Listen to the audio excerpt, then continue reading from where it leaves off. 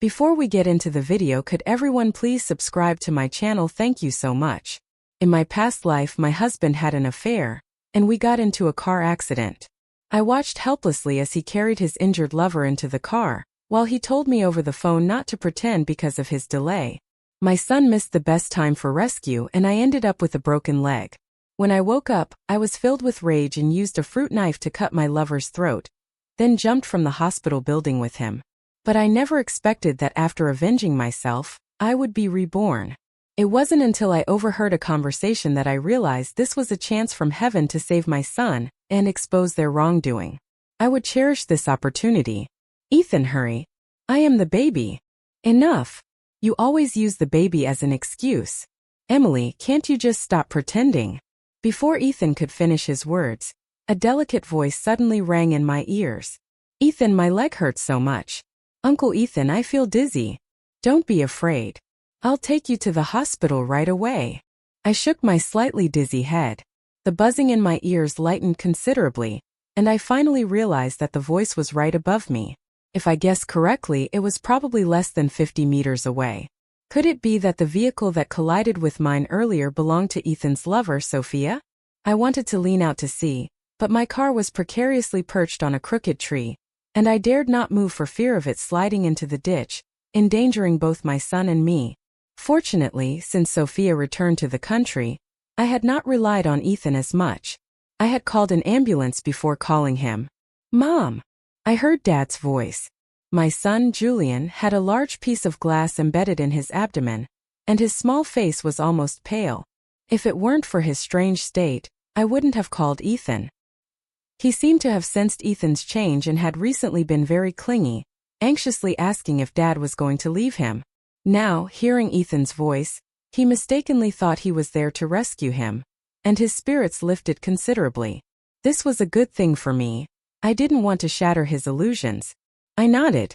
Yes, Julian, be good. Dad will come to save us soon. Okay, Mom. I will be good and not move. Looking at my understanding son, my heart felt as if it had been tightly gripped.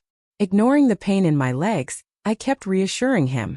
Fortunately, not long after, the sound of an ambulance arrived. But I never anticipated that Ethan and Sophia would intercept the ambulance. Was it you who called the ambulance? Yes, I accidentally crashed into the roadside fence while driving. Sophia's voice was as gentle as her demeanor, but her words were truly chilling. Doctor, please help my daughter. She's been bleeding from her head. Doctor, help us. I sensed something was off. In a moment of panic, I struggled unconsciously amidst the shouting, and suddenly I heard a sharp cracking sound. In a split second, disregarding the pain in my legs, I lunged backward, shielding my son's head with my arms. The car slid into the ditch after all, and I lost consciousness as it flipped over. Up only to the sound of rain pouring down on me. When I came to, it was already nighttime and countless lights were swirling above me. I had been rescued, but although I had protected my son's head, he lost too much blood due to the glass in his abdomen and passed away. I don't remember how I spent those days. All I know is that one of my legs was broken, my son was in a cold morgue, and my husband, the man I once thought I could rely on for life, had even called once and I couldn't even reach him through the doctor. He seemed to have evaporated from the world until one day, I heard a familiar conversation outside my hospital room. Ethan, your phone has been off for days. Emily will be angry if she can't find you. After Sophia finished speaking, there was a long silence outside. Long enough for me to think she had come to deliberately act and provoke me since she knew I was here. Until I heard Ethan's voice, a helpless sigh. He sounded like a victim filled with grievance. I don't know what's wrong with her lately. She keeps arguing with me. Fine, I'll go home and check on her tonight. Yeah, you should go check on her as soon as. Sophia's disappointed voice faded, and her astute daughter piped up. Uncle Ethan, my head hurts. Can you not go back? Just stay with me for one more night. Okay. All right then, Uncle. I had already rolled off the hospital bed as soon as Ethan opened his mouth. This was a chance from heaven I could not miss. Ignoring the pain in my broken leg, I pushed myself up, sweating profusely, and as soon as Ethan spoke again, I propped myself up and opened the door to the ward. Emily, what are you doing here? Your leg. Ethan's voice halted abruptly, his handsome face showing shock. Sophia reacted quickly and rushed over to support my arm, but I shrugged her off, tears in her eyes yet still smiling. Emily, what happened to you? Even if you're angry with Ethan, you shouldn't joke with your health. What about Julian? He can't be alone at home. Just 2 brief sentences dispelled Ethan's shock. His face turned icy, filled with disappointment. Emily, you've really let me down. Where is our son? I'll take him to my parents' house in the morgue. You can go take him, I said coldly. Ethan was at a loss. What nonsense are you talking about? Sophia looked stunned. Emily, how could you curse your son Julian, who's so lovely? Yes, Aunt Emily, I just saw Julian being taken away by the nanny. The little child with an innocent face spoke words that sent chills down my spine. I laughed in anger. Are you sure? She nodded seriously. I went wild with laughter. So do you want to go play with him? Really? The little girl pretended to be full of anticipation. I nodded. Then first help Auntie inside with Mommy, and then Auntie will take you to meet Brother Julian. Okay? The little girl looked confused while Sophia had already enthusiastically rushed over. She supported me as we walked towards the ward, and as we walked, she whispered provocatively, Emily, you'd better be limping. Otherwise, Ethan's wife's position will. I'll be mine. I could only smile without saying a word and called out to Ethan, who was following behind. Close the door. I'm afraid of the cold. After I said this, I glanced at the liability waiver pressed under the pillow. I had prepared it long ago, planning to find them once my leg was healed, but I never expected them to deliver themselves to me. Without changing my expression, I picked up the fruit knife from the table. Miss Sophia, can you help me peel an apple? Though Sophia was puzzled, she reached out to take the knife from my hand. But I didn't place the knife in her hand. Instead, I pressed it against her neck. Sophia's cry didn't even have a chance to escape. I cut her throat. Her daughter tried to scream, but I quickly covered her mouth. At this moment, I was probably no different from a devil because my husband looked terrified and shocked. He told me not to act impulsively, but how could I? My son is dead, and you tell me not to act impulsively? Ethan, how could you say that? Do you know the day you saved her and her daughter, I was less than 100 meters away from them with my son? My son thought you were his hero here to save us. But what did you do? How are you saying, son? Really? Ethan stammered, and I was too lazy to argue with him. I looked down with a smile at the little girl who was trembling and asked, Didn't you want to go play with Brother Julian? Auntie is helping you, okay? As soon as I finished speaking, a blood flower blossomed on her chest, and under Ethan's stunned gaze, I jumped to the window, struggling to sit on the not-so-high windowsill. Emily, don't do anything stupid. How ridiculous. This moment he actually cared for me. Then let's go together. I beckoned to him. Then come over and hold me. He obediently approached, probably not expecting that I would jump down from the high building while holding him. His kicked-up foot knocked over the pillow, and the waiver fluttered to the ground. I closed my eyes, satisfied, waiting to reunite with my son. But who knew that when I opened my eyes again, I was back before the car accident. Mommy, is Daddy not coming home again tonight? Does he not want us anymore? The little one nestled in my arms closed the comic book in his hands. I was stunned for 2 seconds before pulling him into my embrace. Julian, baby, it's great that you're okay. Mommy, what's wrong with you? The little head lifted from my embrace, and his tiny hand was even gently patting my back. I reached out and touched his head, crying tears of joy. If I had known dying would let me see you, I wouldn't have lived so many more days. Mommy, do you have a fever? The little hand slipped from under my armpit and rested on my forehead. Warm. No, how could I feel warmth? Didn't I die? Realizing this, I bit the back of my hand. It hurt, although not 1/10,000th as painful as a broken leg. Still hurt. But can a dead person still feel pain? Ding dong. My phone suddenly chimed with a WeChat notification. I unlocked the screen somewhat dazed when I saw who sent it. The message and what it said made me gasp in shock. I actually reincarnated. Then my son Julian asked, Julian, does your stomach hurt? He replied, It doesn't hurt, Mommy. Ever since I listened to you and stopped drinking cold water, it doesn't hurt anymore. This confirmed that my son had not been reincarnated. I even began to suspect that my previous death and revenge were all a dream. But looking at the messages on my phone that were identical to my memories, I fell into deep thought. If it's a dream, then I can verify it. This time I didn't drive like in my past life. Instead, I parked the car in the mall garage and took a taxi to the vicinity of where I had the accident, or rather, to the place in my dream in my memory before the accident. I was too angry to think it through. After the accident, I hated not having the chance to think it through. Now that I think about it, that car accident was indeed too strange. If it weren't for Sophia waiting for me at the intersection I had to pass, then she must have secretly installed surveillance in my house, monitoring my every move. That's why she timed it perfectly to crash into me. I didn't know if Ethan was involved in this, and I didn't dare to leave my son, who had been restored to me, alone at home. Fortunately, there was a bus stop on the roadside where the accident occurred. Julian and I stood behind the blue bus sign, and no one noticed us. "Mommy, are we waiting for someone?" Julian looked up at me, probably seeing that I hadn't smiled the whole time. He reached out his little hand and squeezed my fingertips. "Mommy, don't be sad. Julian will always be with you." "Good boy," I said, squatting down to pinch my son's round little face when I heard a voice nearby. "What's going on? They should have arrived by now." "Mommy, so Sophia." I hurriedly covered my son's mouth. Through the gap in the bus sign, I saw Sophia parking her car, getting out with her phone, and leaning over to look behind the roadside fence. Then she muttered to herself, "If you fall from this place, you won't die but will definitely be crippled."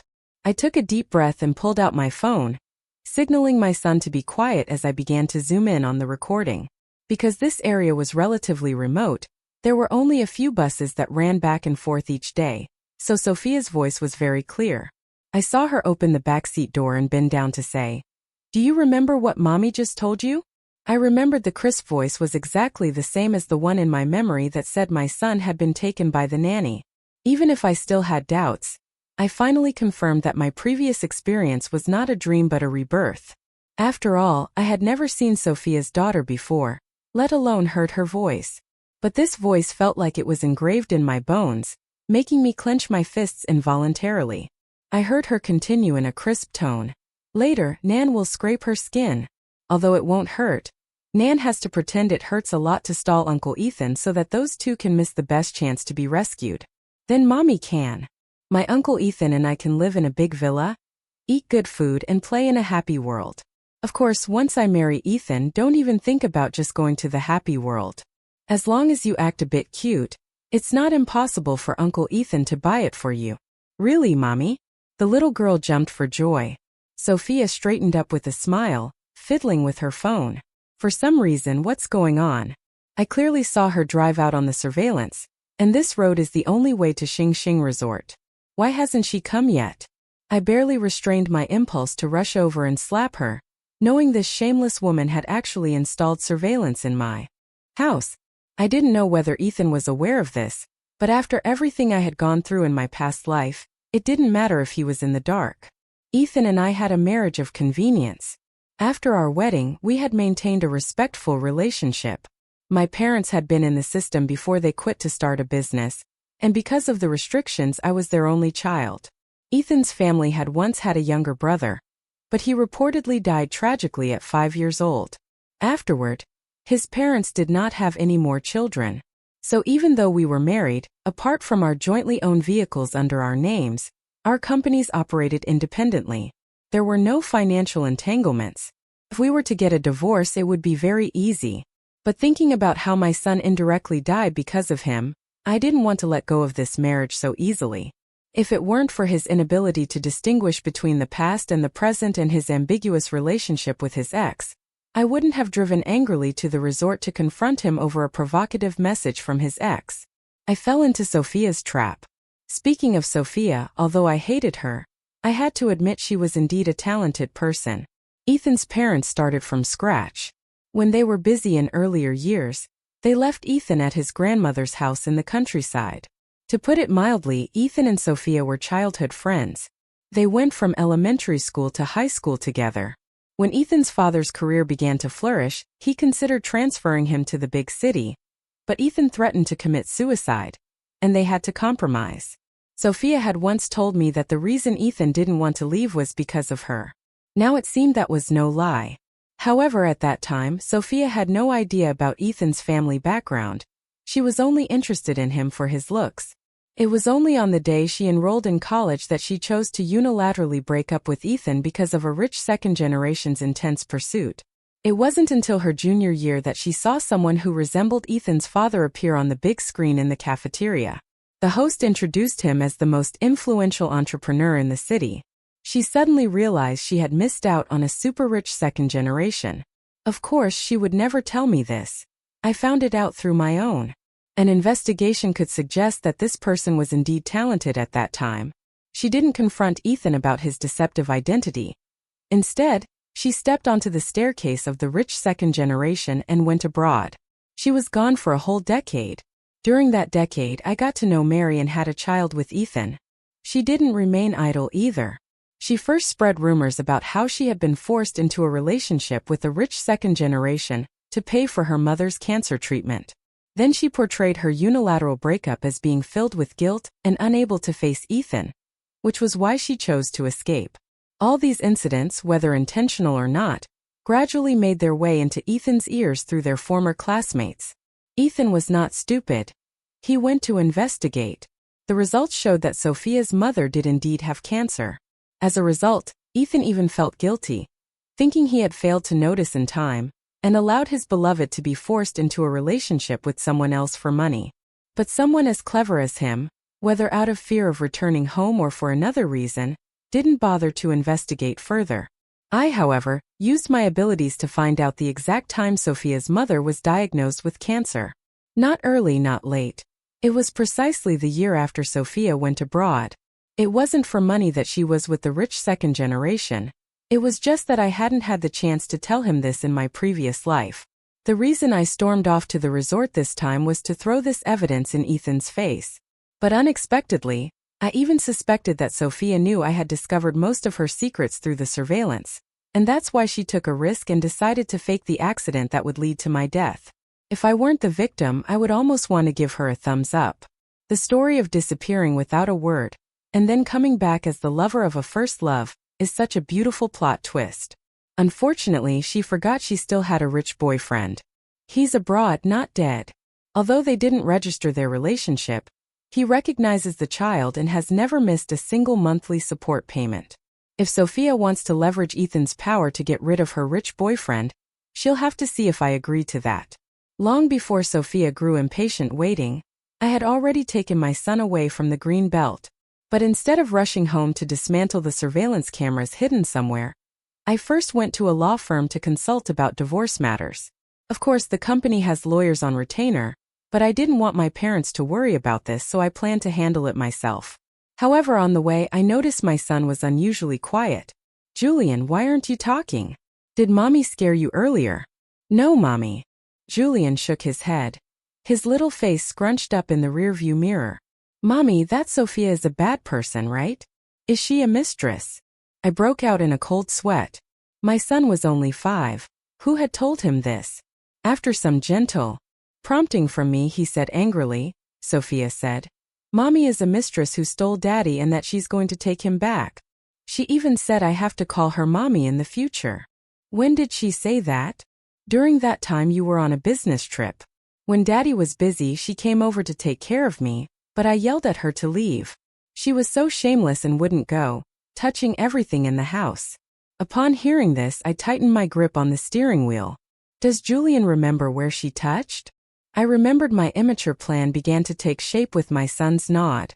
As soon as I finished my business and entered the door, a voice message from Sophia came through asking why I hadn't come. She mocked me, asking if I was afraid. I watched as she sent and then unsent the message repeatedly until she finally stopped, probably realizing I was playing it on surveillance. I told her how dare she send me messages so recklessly, either showing off, mocking me, or trying to coerce me. Turns out it was clear on the surveillance. Did she think everyone else was a fool? I glanced at the voice message already forwarded to my document assistant, hoping she would send me more. It would be great if she could send me some flirty photos I hadn't had a chance to save last time. The more the better. But to my disappointment, for the next month, Ethan neither returned home nor met her. I had no idea what he was busy with. Just as I was fully prepared to take the initiative, both Ethan and Sophia's messages came in. You probably don't know yet, but Ethan has gone out of town for a project and didn't tell you. Right as soon as he gets back, he'll come find me first. He even made a heartfelt dinner for me and our daughter. Forward unsend save unsend. The main game was to see who was faster. When the password lock outside was pressed, I put down my phone. Ethan seemed very tired. Well, it made sense. Managing 2 women and 2 children must be exhausting. You're back, I acted. As if nothing was wrong. I intentionally stepped forward to help him loosen his tie, forcing myself to wrap my arms around his neck while suppressing my disgust. I thought Sophia on the other end of the surveillance must be grinding her teeth in anger. Ethan looked a bit surprised. After all, I had been giving him the cold shoulder lately because of Sophia. From the experience of 2 lifetimes, I knew this man was not heartless toward me. He just didn't matter to me anymore. Since childhood, I had always been the only one in everything, including men. If they were dirty, I would just throw them away. This realization came after I had died once. It was a bit late, but thankfully I still had a chance. My son and I were both still living healthily in this world, and the reason I was engaging with Ethan and angering Sophia was certainly not my primary goal. In a family like ours, if I didn't have solid evidence in hand, I would only have a 50% chance of getting custody of my son. Moreover, if things went wrong, it might end up in a complete stalemate. While the clam and the snipe contended, the fisherman benefited. I wasn't worried about Ethan's family fortune, but I had to maintain some sense of unity. If I sacrificed him, then I couldn't sacrifice my own family. Thanks to my understanding nature, Ethan began to reflect. He actually promised me that he wouldn't get a divorce, even saying openly and subtly that he considered Sophia to be like a sister. I had to suppress my urge to smile broadly. Could Sophia endure this? I couldn't help it either. Sure enough, the next second Ethan's phone rang. He glanced at me, wanting to hang up, but I tactfully went into the bedroom. I opened my phone surveillance. Who couldn't install it? A pinhole camera casually placed was no big deal. Even Sophia, who was monitoring my house 24/7, probably wouldn't notice. What a coincidence. Ethan just happened to stand in front of the surveillance camera. Although I couldn't see him, I could clearly hear the voice on the other end of the phone. It was tinged with tears. Ethan, Nana has a fever. Don't worry, I'll come right now. I scoffed as I put my phone away. The next second, the door swung open. Emily, about Sophia, go ahead. Ethan was taken aback by my tone and was stunned for a moment before turning to leave. But halfway through, he turned back. I'll be back soon. Emichim. I lowered my head. He thought I was sad, hesitating to leave. Little did he know I felt disgusted. Indeed, being loveless makes one light. Men are just despicable. When you care about them, they humiliate you at will. When you stop caring, they start to feel guilty and reflect, restless and anxious. Now I just hope Sophia can lend a hand solidifying his guilt of cheating, both physically and emotionally. That would give me another chance to design my next move.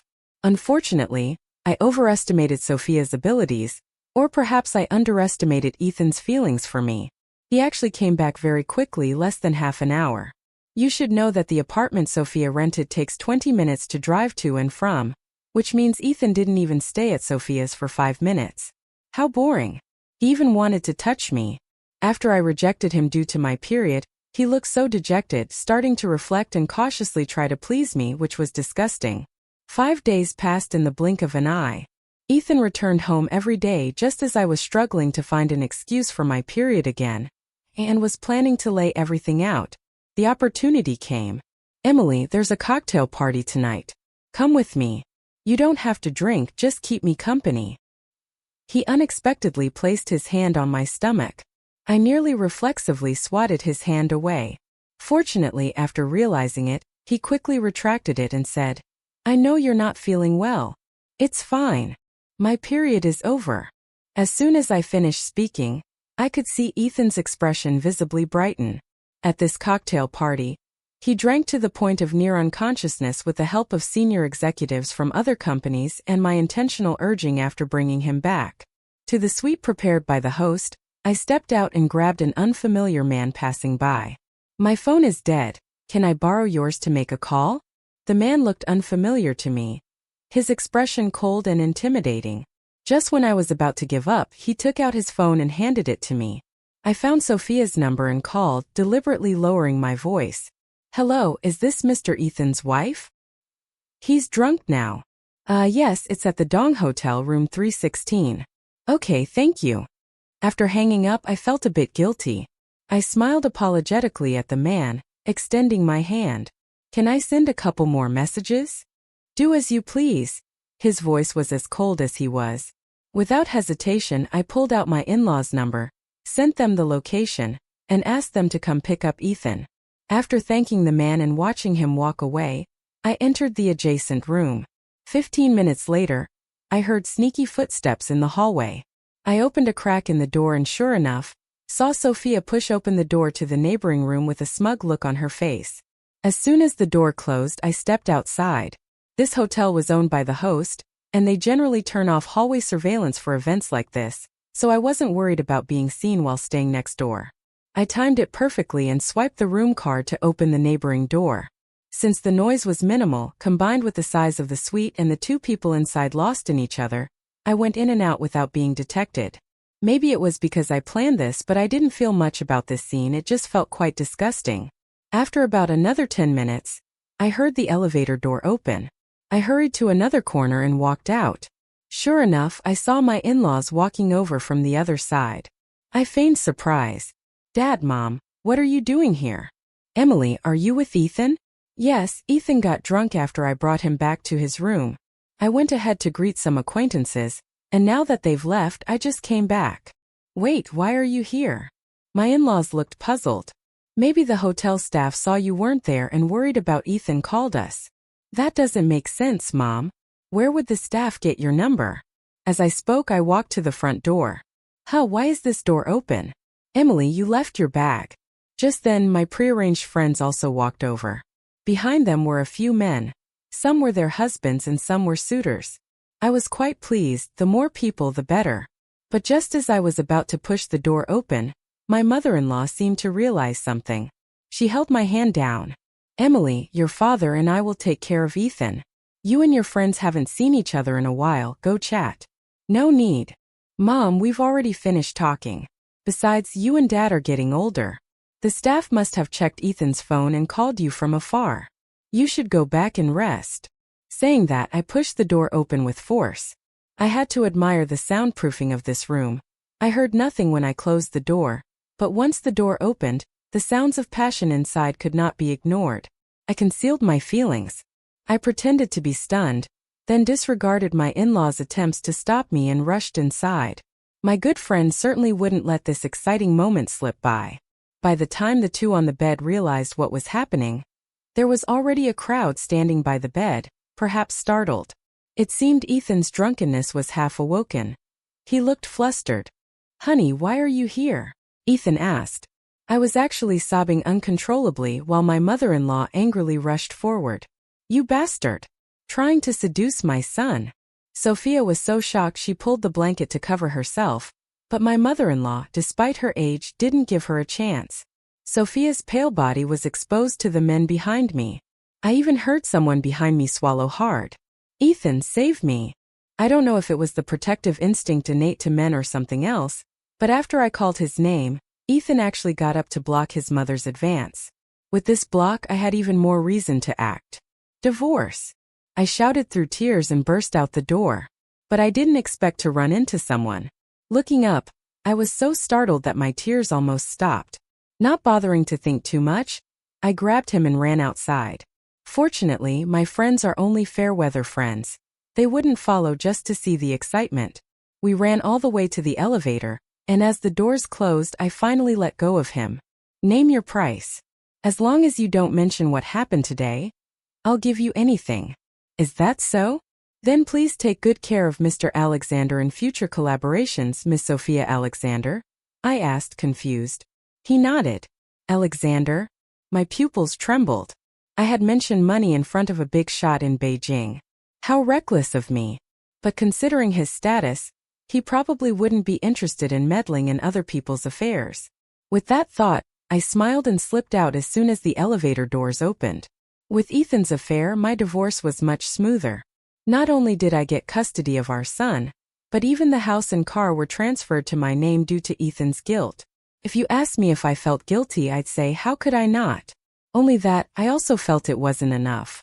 If Ethan really got drunk, would he still have the energy to have fun with someone else?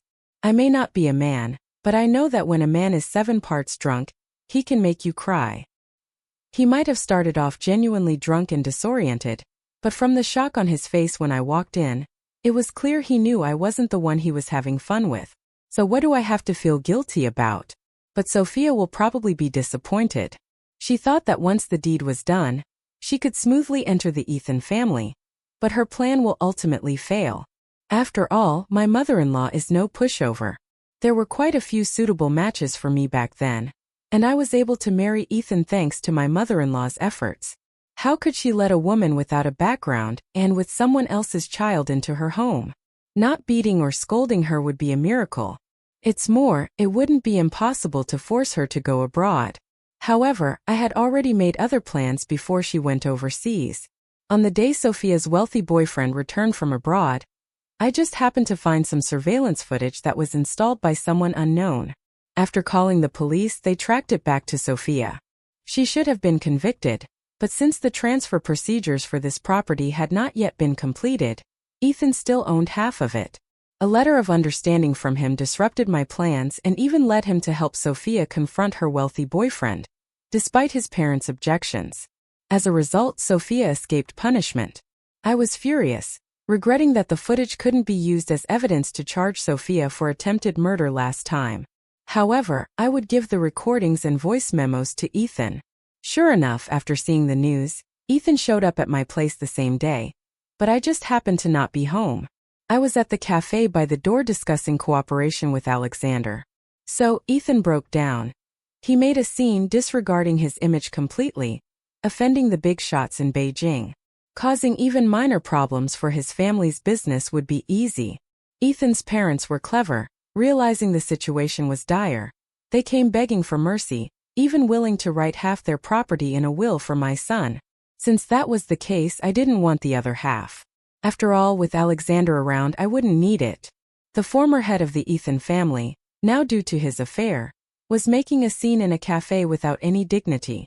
Ethan's family kept plummeting. I knew this was Alexander's doing. I was initially worried that my son would be upset if he found out. Who knew that after hearing the news he simply said, "Serves him right?" He even urged me to change his surname quickly. As for Sophia, her wealthy boyfriend had a notorious reputation for being ruthless. Hitting women was nothing to him. The reason he stayed abroad for years was that he frequently got into trouble. Although it didn't lead to death, he'd still be imprisoned for a few years. His parents were afraid he'd squander the family fortune, so they found him a place abroad with less stringent laws. When he learned about Sophia's fickleness and her passionate encounters with Ethan, he reportedly laughed as he took her away. But people in the circle already knew Sophia's fate. She probably wouldn't fare any better. As for Ethan, after his family collapsed, he started working hard, taking the funds he managed to save to another city. It seemed he was planning a comeback, but with the internet so developed, his infamy was already known everywhere, making a comeback not easy at all. Some people asked me if I was afraid of Ethan seeking revenge. I laughed and said, "Of course not. This isn't a lawless land. Even if he had the heart, he'd have to have the opportunity. Moreover, Ethan wouldn't do that." "Why are you so sure?" my friend asked, puzzled. I just smiled and remained silent because Ethan had. I always had the ambition but lacked the courage. Otherwise, I wouldn't have personally stirred the pot to bring him and Sophia together. Besides, he still has his parents around and isn't a fugitive. How could he recklessly seek revenge? Some friends think I'm too magnanimous, but that's not the case. Punishing a man rather than letting him die quickly is better. It's like boiling him slowly like a frog, letting him fall from grace, tasting bitterness yet still unable to succeed. That's what truly brings despair. I laughed and said, "Of course not. This isn't a lawless land." But I never slackened in my supervision of my son, striving to ensure he didn't take after his father.